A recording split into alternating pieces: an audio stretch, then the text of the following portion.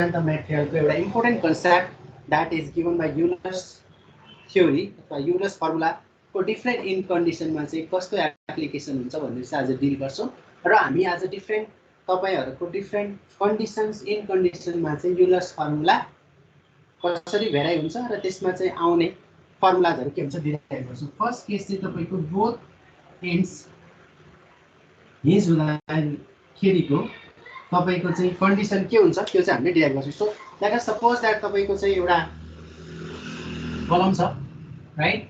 So let be this your कलम right. यो तपाईँको कलम छ, this is hinged in both ends right. तपाईँको चाहिँ यसरी हिन्छ and with the application of load right.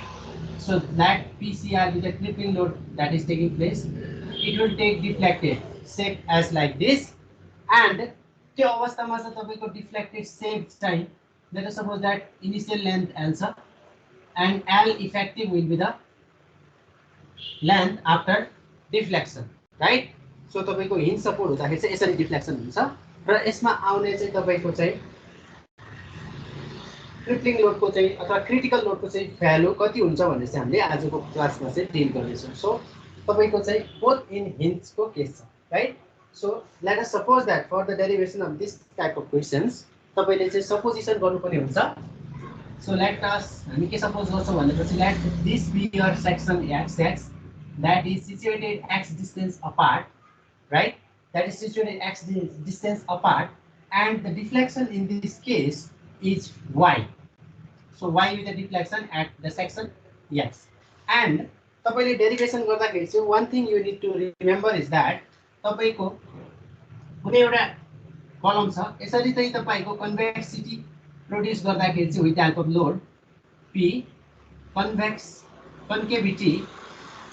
So concavity चाहिँ नेगेटिभ हुन्छ एन्ड तपाईँको चाहिँ एउटा कलम छ यो कलम चाहिँ तपाईँको कन्भेक्सिटी प्रोड्युस गर्दैछ कन्भेक्सिटी। सो कन्भेक्सिटी छ भनेपछि that will be positive. So यो चाहिँ तपाईँहरूले साइन कन्भेन्सन चाहिँ यो सम्झिनु पर्ने हुन्छ। So this is the simple sign convention concavity र कन्भेक्सिटीको चाहिँ साइन कन्भेन्सन हुन्छ त्यो तपाईँले सम्झिनु पर्ने हुन्छ right. Okay so after doing that तपाईँले चाहिँ अरू के थाहा पाउनुपर्ने हुन्छ भनेपछि right the deflection equation. The deflection equation तपाईँले चाहिँ थाहा पाउनुपर्ने हुन्छ। Deflection equation is nothing but EI d square y by dx square is equals to movement at any section. This deflection equation is fundamental thing for derivation of this type of Euler's formula, right? So यो पनि थाहा पाउनु पर्ने हुन्छ। So the deflection equation is this, right? So तपाईले चाहिँ bending moment at any section derive गर्न सक्नुहुन्छ, right? mx.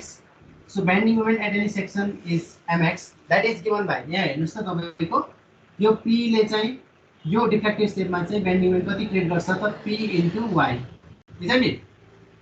अनि यो तपाईँको कन्केभिटी भयो। कन्केभिटी यस्तो सेट हुँदाखेरि चाहिँ कन्केभिटी द्याट इज नेगेटिभ। हामीले चाहिँ नेगेटिभ एज्युम गर्छौँ हाम्रो साइन कन्भेन्सनमा चाहिँ नेगेटिभ हामीले चाहिँ लेख्छौँ राइट। सो यसलाई चाहिँ मैले के लेखेँ त अब यसलाई चाहिँ पिसिआर है भनेर चाहिँ मैले लेखिदिएँ। तपाईँहरूले क्रिटिकल लोड हो भनेर चाहिँ अथवा क्रिप्लिङ लोड हो भनेर चाहिँ मैले पिसिआरको भ्यालु के अरे पिसिआर भनेर चाहिँ मैले यता लेखेको छु राइट। सो अब के गर्न सक्नुहुन्छ तपाईँले भन्दाखेरि अब एमएक्सको चाहिँ यता सब्स्टिट्युट गर्नुहोस् from equation 1। So from equation 1 EI d square y by dx square is equals to mx. mx is minus PCR into y right. अब तपाईँले चाहिँ यो इक्वेसनलाई चाहिँ होमोजिनियस इक्वेसन छ अथवा नन होमोजिनियस इक्वेसन छ त्यसमा चाहिँ तपाईँले चेन्ज गर्न खोज्नु पर्यो। So d square y by dx square मैले के गर्छु त यो इआईलाई चाहिँ दुईटै साइडमा मल्टिप्लाई गर्छु। यता पोजिटिभ आयो PCR by EI times y is equals to 0। So this type of equations तपाईँहरूको आइरहेको छ d square y by dx square plus PCR by EI times y is equals to 0। So यस्तो टाइपको तपाईँको चाहिँ इक्वेसन चाहिँ यता देखा परिरहेको छ राइट। सो फर अब हामी के गर्छौँ त भन्दाखेरि फेरि पनि यसलाई सिम्पलर फर्ममा चाहिँ कन्भर्सन गर्नु खोज्छौँ। That implies that d square y by dx square plus अब म के एजुम गर्छु भनेपछि PCR/EI को भ्यालु लेम्डा स्क्वायर छ है भनेर चाहिँ मैले एजुम गर्छु right you can assume anything so मैले एउटा constant term lambda square like PCR/EI भनेर चाहिँ लेम्डा स्क्वायर छ भने मान्नु राइट सो यो चाहिँ के चेन्ज हुन्छ त lambda square y is equals to 0 so this is our equation second so equation second चाहिँ तपाईहरुको d square y by dx square plus PCR/EI times y is equals to 0 थियो यसलाई चाहिँ लेम्डा स्क्वायर को टर्ममा राख्दाखेरि चाहिँ यस्तो तपाईको इक्वेसन आयो so equation second is homogeneous equation of second degree so it is the second degree homogeneous equation so it is second degree homogeneous equation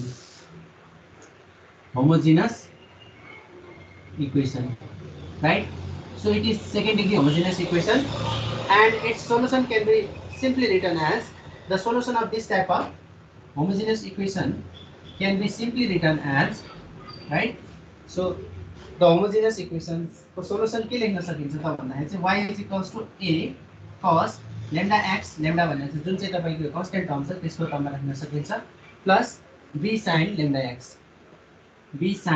lambda x where a and b are constants of integration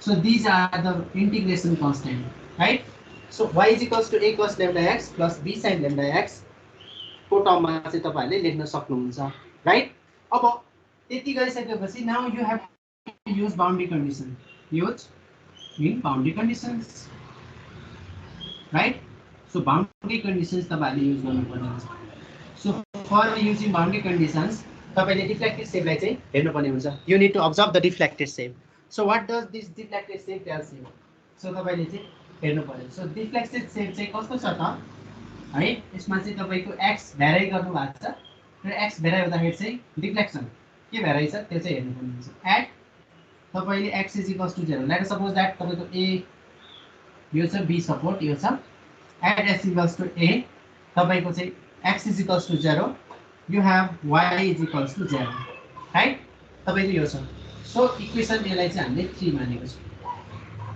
so x is equals to 0 that is y is equals to 0 so therefore 0 is equals to a cos 0 is 1 plus b sin 0 right 0 simply implies that a is equals to 0 so a को value तपाईको 0 आयो again तपाईले चाहिँ अर्को boundary conditions use गर्नुस् right again you have to use another boundary condition so at x is equals to l y is equals to again के छ त x चाहिँ l जाँदाखेरि y is equals to 0 छ implies that तपाई हेर्नुस् त y भनेर चाहिँ l y is equals to y is equals to 0 is equals to a भनेर 0 cos l यो चाहिँ 0 नै भयो plus b sin lambda l isn't it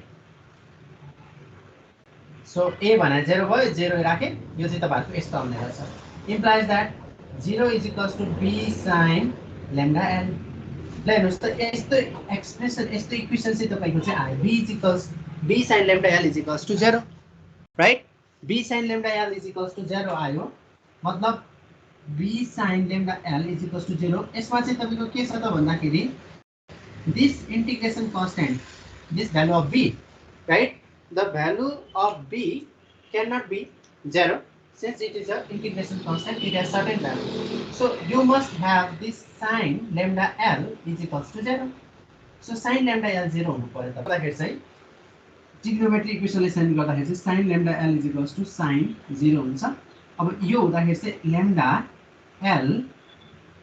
l is equals to के हुन्छ तपाईको n pi हुन्छ है n pi प्लस माइनस -1 को पावर n टाइम्स 0 हुन्छ हामीले सर्टकटमा चाहिँ यति लेख्यौ right so lambda l is equals to 0 right so 0 को n को भ्यालु चाहिँ तपाईको 0 के हुन सक्छ 1 2 3 4 व्हाटएभर हुन सक्छ सो के लेख्न सक्छौ lambda l is equals to 0 pi n is equals to 2 pi 3 pi 4 pi whatever तपाईले लेख्न सक्नुहुन्छ सो 0 चाहिँ तपाईको प्र्याक्टिकल भ्यालु भएन सो फर्स्ट प्र्याक्टिकल भ्यालु तपाईको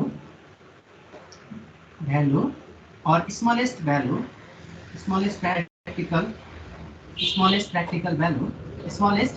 practical value is obtained is obtained at n is equals to 1, right? Implies that lambda L is equals to pi, right? Implies that